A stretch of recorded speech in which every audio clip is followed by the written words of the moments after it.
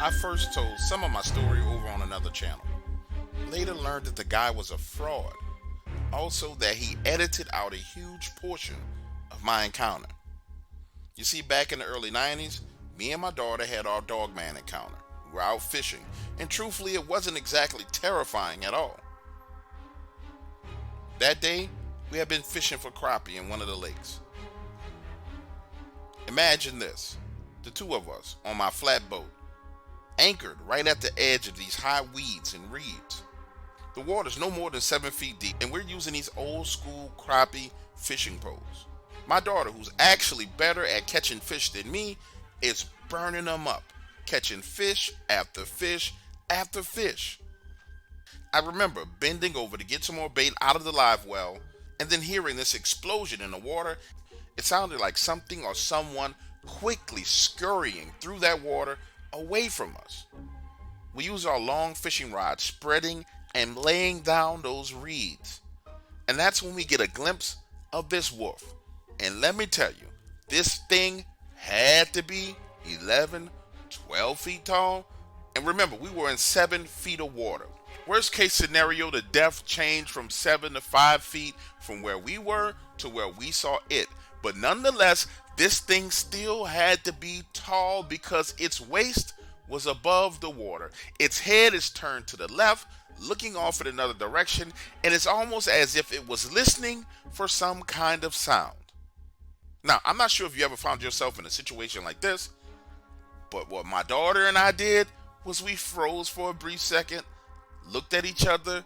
She whispers to me, "Dad, am I seeing what I think I'm seeing?" And I say, "Yes, honey." And I tell her, "Yes." So I tiptoe to the front of the boat, gently pulling the anchor from the water, then crank her up and get the hell out of there. Now listen to me, that was our Dogman encounter. But see, I talked about the things that happened after my Dogman encounter, and no one ever heard it. So now I want to share it with you. 2 weeks pass from that incident, and we start to have this string of bad luck. Incomprehensible bad luck. I go to pick up my daughter from school. It's about 30 miles away from home. I get to school, successfully pick her up. We get about 8 blocks away from the campus, and I get a flat tire. Listen, no problem. Hop up out of the car, change the tire. Listen, no problem at all. I hop out of the car, get the spare, put it on. Now we're back on the road. Then we get 5 miles away from our house and get another flat tire.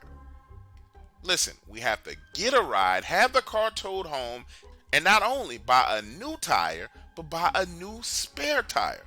Never seen anything like that in my life.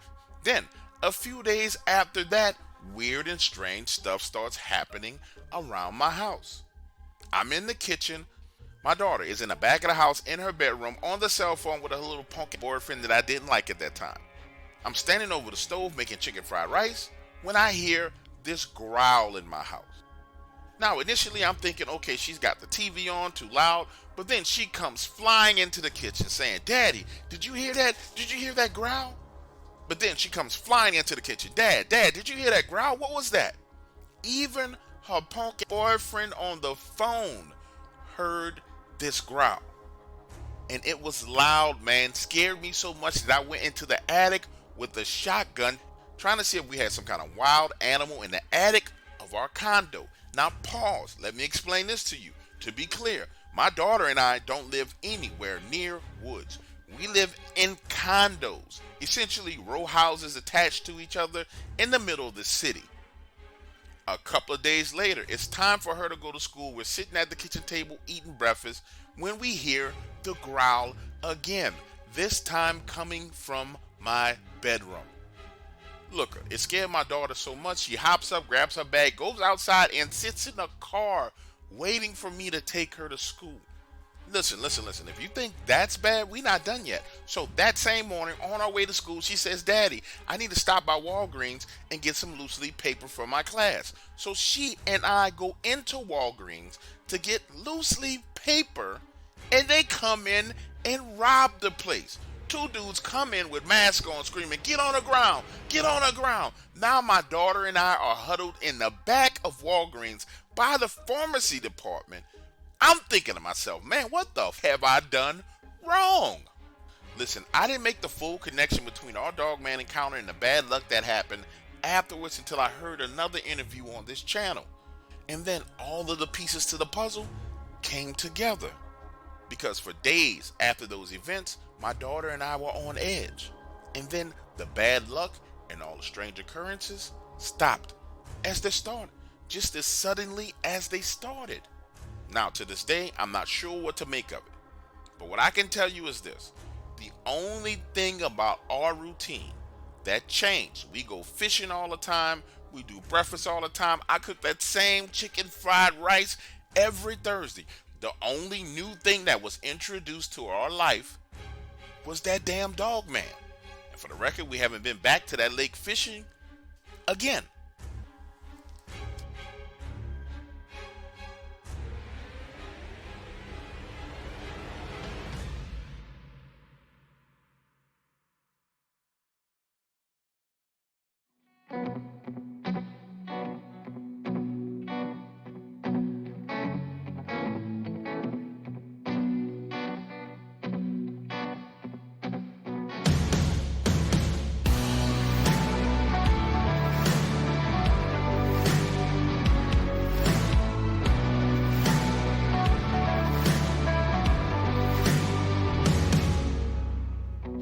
You got something behind your eyes, the way you're talking, it's a cheap disguise.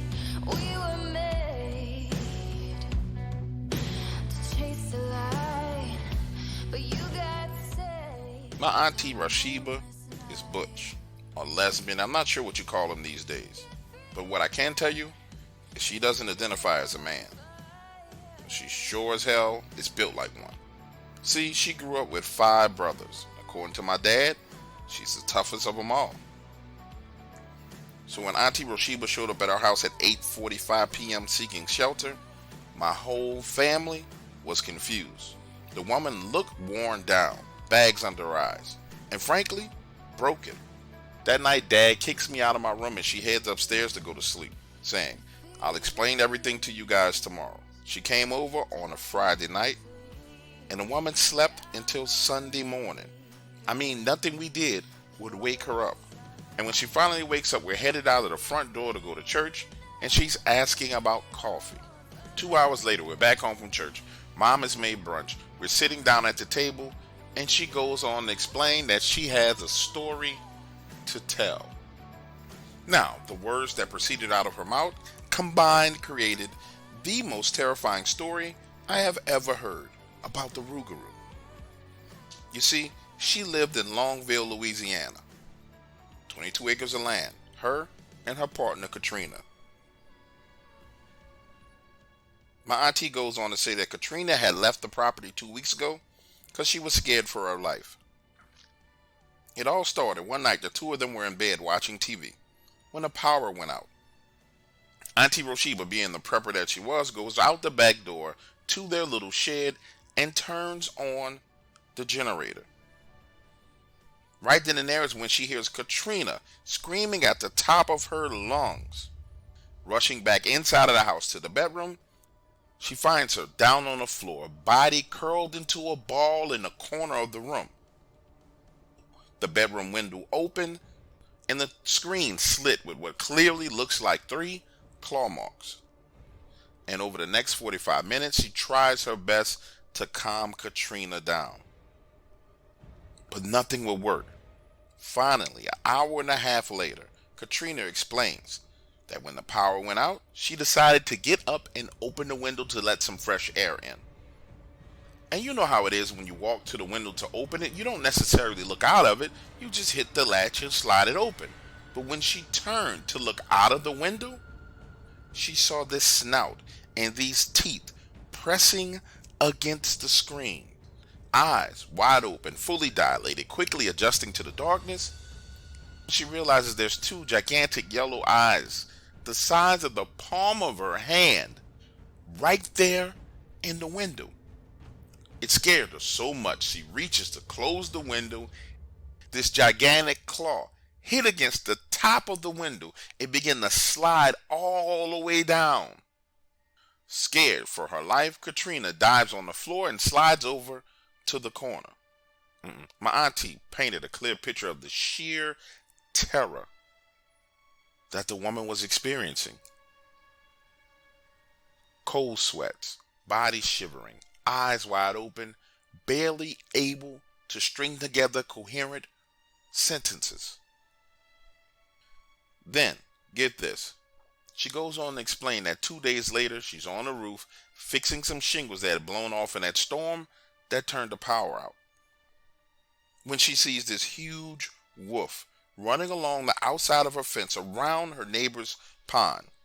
It dives into the pond, gets wet, climbs back out of the water, shakes the water off its fur, and keeps running.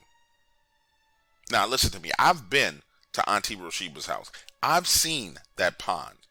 It's about 85 yards away from their house. And understand, this is new for my entire family. We had never seen my auntie afraid. As she's sitting here talking to you, she looks like she's lost it all. It was huge. I've never seen an animal that big in my life, she exclaims. Jet black, running on all fours, it was fast. She pauses, telling her story, dropping her head into her hands, leaving us all in suspense. And as we sit there waiting for the next words to roll out of her mouth, her cell phone rings. It's her partner, Katrina. And you can hear her words echoing from the telephone. Did you get out of there? Are you okay? Are you okay? Did you get out of there? I was so worried about you. You should have left a long time ago. The two of them go back and forth for a few seconds, then get off the phone. It takes my auntie a while to catch her train of thought. And then she says, oh yeah, the pond. The pond. Listen, it climbs out of the pond, takes off running, and up until that point, I figured that Katrina had lost her mind.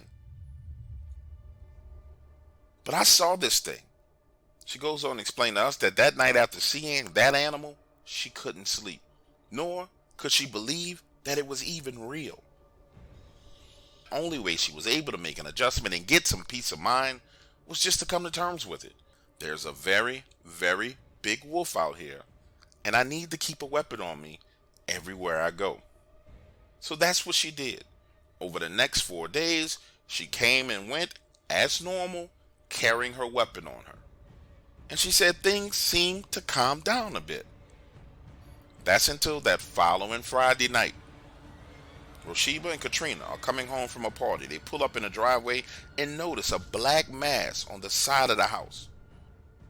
According to her, it looked like a tall man wearing a black hoodie. So she gets out of the car, weapon in hand, intending to confront him. But by the time she gets to the front bumper of the car, she hears this growl. Bones shaking, her intestines vibrating, adrenaline pumping, fear rushing. The two of them run as fast as they can into the house, closing the door behind them. And for the rest of that night, they hear scratching on the roof, beating on the walls, so afraid that they sleep in the living room with all the lights on. Just before sunrise, things seem to have calmed down. Katrina has fallen asleep, and my auntie Roshiba is in the kitchen making some coffee. She gets a cup from the cabinet, closes it behind her, turns her back on that same cabinet to pour coffee, and when she turns around again, all the cabinet doors are wide open. Now let me pause here for a moment in the story and explain something to you. The look on this woman's face when she said this was beyond fear. It was beyond fright. It was something I had never seen before. It was almost as if sitting there she was having an out-of-body experience, trying to explain to us the things that had been happening at her house.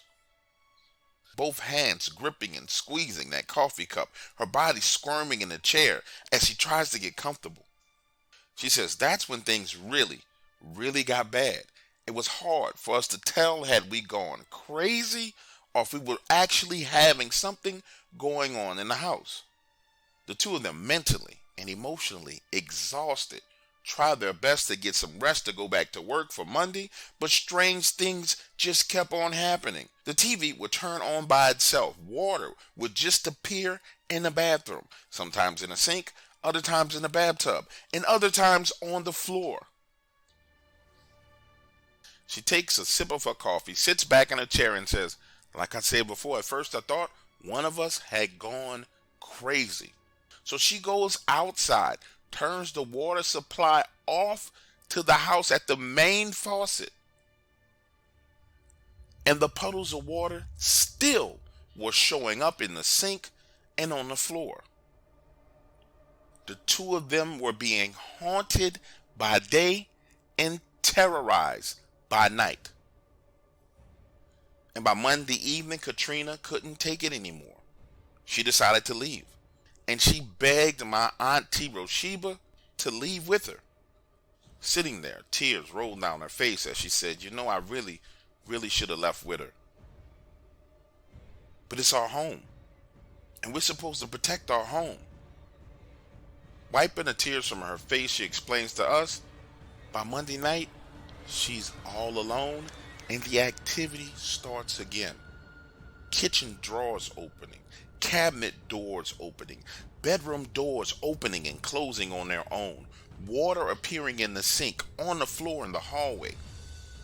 My auntie said the only thing that could come to mind was something that she'd seen on one of the paranormal TV shows, which was that this type of activity fed off of fear. So she decided to ignore it. This woman had developed her own little saying to allow her to mentally adjust to it. Every time she saw something strange or weird, she would just say, "Fuck you, this is my house." Listen, that following evening, she leaves the house, goes to the grocery store, comes back with some chicken, fires up the grill, grills that chicken, sits outside playing music and drinking a beer. The entire time she was outside, she could hear things moving around in her house. Glasses and dishes moving in the sink. Forks and knives jingling in the drawers. But she had decided she wasn't going to let any of that scare her. So, she sat there, eating her chicken, drinking her beer, and reading a book. She looks at my dad and says, "I guess ignoring it was a bad decision." Because eventually she got thirsty, went inside to get a bottle of water from the refrigerator, and when she tries to go back outside through the back door, the door would not open.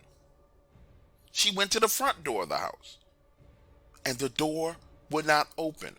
She walked from room to room to room to room, trying windows, and nothing in the house would open up to let her out. My auntie Roshiba explained to us that as she pulled on those doors and tried to open the window, she had this feeling of panic and fear come over her, but she recognized it. So she just lay down on the bed and waited 30 minutes, then got up and walked out the back door. Now get this, she says right at about 5:30, she had finished eating, drunk her beer, and began to feel sluggish and tired, like she was having a sugar crash, but she hadn't eaten any sugar. So she heads inside, locks the front and the back door, sits down at the table, and the next thing you know, she's passed out. And when she wakes up, it's 10 p.m. All the doors and windows to the house are open. The front door is wide open. The back door is wide open. And that's when Roshiba realized she couldn't ignore what was going on. It was too much for her to deal with. So she left right then and there, frantically going to one of her neighbor's houses, telling the neighbor everything that happened. And the neighbor explains to her that there's something in the woods around here called the werewolf. He explains to her that this particular werewolf must have strayed away from the big woods near Vinton, Louisiana, and came over into their area. Then goes on to tell my auntie Roshiba about the time he had an encounter with the werewolf himself and experienced the exact same paranormal activity. Now to make a long story short, my dad, my auntie Roshiba, and two of my other uncles headed back over to that house to see exactly what was going on. Now, I can't tell you everything that happened while my dad was at that house, but I can tell you this. He was gone for one night, and the two of them came back at 6 o'clock in the morning. They never explained to me everything that happened, but I know one thing.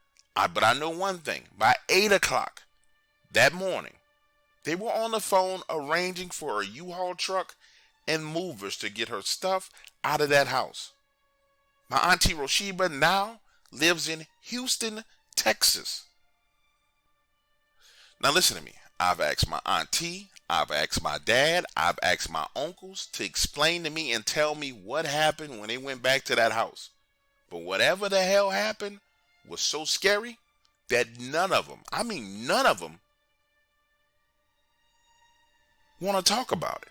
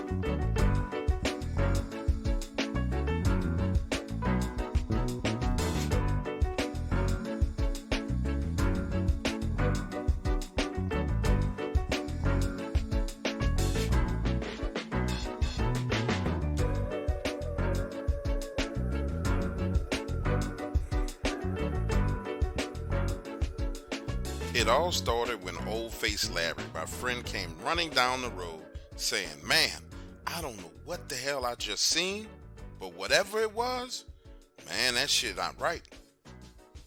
Listen, we call him old face Larry because he looks like an old man even though he's aged 18. Larry played basketball, so he would go out on these long 5-mile runs on the back roads between Lumberton, Mississippi and Poplarville, Mississippi. Well, he had just finished one of those runs, and honestly, I've never seen Larry breathing this hard. That's when he says, "Man, there was something out there running in the woods while I was running on the road, and it looked like a fucking werewolf." We laughed, thinking he done lost his damn mind, right? But Larry insists that he's not joking, so I foolishly suggest that we take the pickup truck and head back up there. Understand, my oldest brother Ross had this beat up red pickup truck, so we all pile up in that pickup truck and head back up the road to the location. Now, when we get to the spot, you can see a towel, a bottle of water, and keys. And that's when Larry starts screaming, saying, "Yeah, right there is where I saw it. Scared me so much, I dropped everything and just took off running." So we all climb out of the truck, get his stuff, and we're just standing there, staying close to the truck but looking around. Now get this, I'm scanning the trees and the bushes, but I'm looking low to the ground. When I turn and look in Larry's direction, he has this look of fear on his face, man. And yes, Larry is staring straight into the woods. So my eyes trace his eyes, and I realize that he's looking up at the branches of the tree. We're talking about 10 to 13 feet in the air. And it was hard to see at first, but when you took a close look, you could see these huge yellow eyes staring back at us. And by huge, I mean big as the bottom of that water bottle. Those yellow eyeballs darting back and forth, looking at each and every one of us. That's when Larry says, "Do you see it? Do you see it?" Now, listen to me. As much as I wanted to think that Larry had lost his mind, nope, not at all. I saw those giant yellow eyes. So we all pile in the truck and get the hell out of there. Larry is sitting there in a cold sweat.